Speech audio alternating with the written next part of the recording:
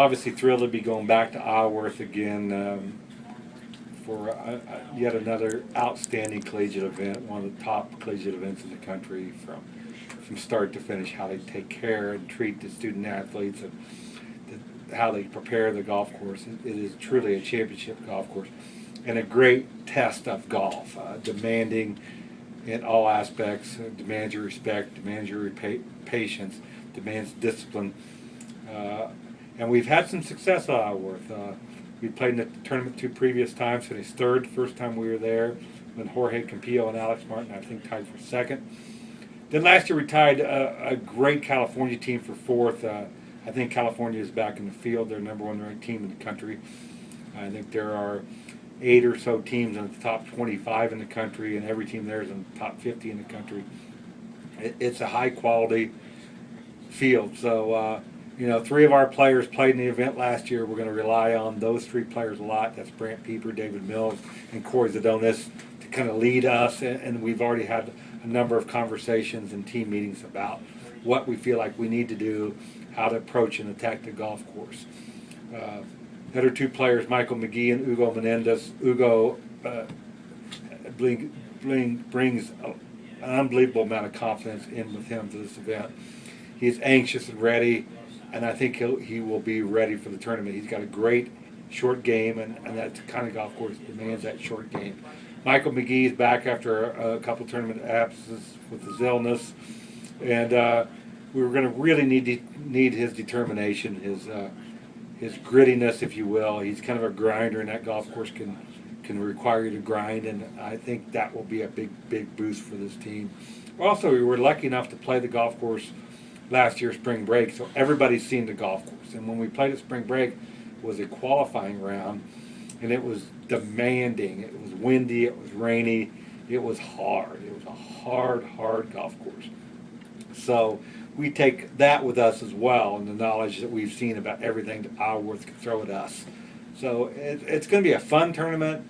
Weather's supposed to be great. It's going to be a challenging tournament, but it's going to be interesting to see how well we handle all the variables that go with the event, from the red carpet that we walk down to when we get there, from the great field and from the golf course that will demand everything out of you. So it's going to be an interesting and fun trip. Well, #1 Earl Yestingsmeier, one of the all-time great coaches in collegiate golf, a longtime coach at Ball State University, a great guy, a person who's been very instrumental in my career and helped me along. We were fortunate to send 4 individuals over there for that unique individual event, and the 4 players who really haven't seen much action, 3 of which that was their first tournament. That's why we sent them. Golf is such a unique sport that we don't get to play all our players. We only travel with 5 players traditionally, and the other guys are left at home. So Kyle Perry got a chance. John Berringer got a chance, 2 of our seniors. Then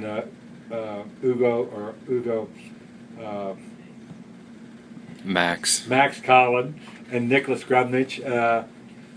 And they got a big opportunity to go play. And what we saw was that Max Collin, a freshman, played very, very well at times and played very, very much like a freshman at times. I think a 20th place finish or whatever. Nicholas Grubnich, as a sophomore, still had some ups and downs, a lot of talent. John Berringer probably didn't play as well as he'd been playing in qualifiers, which we have to get him over that hump, because in qualifying, he's always at the top of the list. And then Kyle Perry really took advantage of the opportunity and made a lot of putts, made a lot of birdies, and fought down the stretch and shot a great 67th closing round to win by 4 shots. So that will really boost Kyle's morale and his confidence, and it gives us another weapon to choose from. And I expect Kyle will find his way in the lineup at some point, either later this fall or in the spring, and that'll be a big reason why. It'll be a big catalyst for him to really have a chance to close out his senior season and his collegiate golfing career on a very, very high note. So we hope Kyle continues that. In hindsight, maybe 4 tournaments in a row, especially 4 tournaments as tough as we played them, wasn't the best, but I really think it helped prepare us. I really think it helped Ugo Menendez. It helped everybody on this team. David Mills now, he needed them. Brandt has been playing well. Corey's going to bounce back for the last tournament. But the last 2 weeks we've gone to school. It's an important thing to do. We've had a lot of academic meetings with the players. They've had academic meetings with our counseling staff. Michael Green's done a great job with us. We've really got back on track as far as academically. Then we've been able to really pinpoint some things we needed to work on. Really wanted to focus on our putting. Really wanted to focus on some other short game play, some short pitch and chip shots. We really utilized our facility to work on that, prepare for that. We had a chance to have our inter-squad Ryder Cup event last weekend, and I couldn't tell you how much I enjoyed watching the competitiveness of Team Indiana versus Team non-Indiana, if you will. The 6 Indiana players took the 6 players from outside the state of Indiana and won a spirited match 5-4. We played Otter Creek Golf Course on Friday and IU on Saturday in a couple different formats. It was very, very competitive, and the kids had a blast doing it, and they took it to heart. They dressed up. They dressed in funny hats and funny shoes and funny pants, but they took the competition very seriously. They needed it. They needed to lighten up a little bit. At the same time, they needed to stay competitive. So it's been a great 2 weeks. Now I think we're ready to go compete again. Then we'll cap the season off with a nice special trip to Hawaii.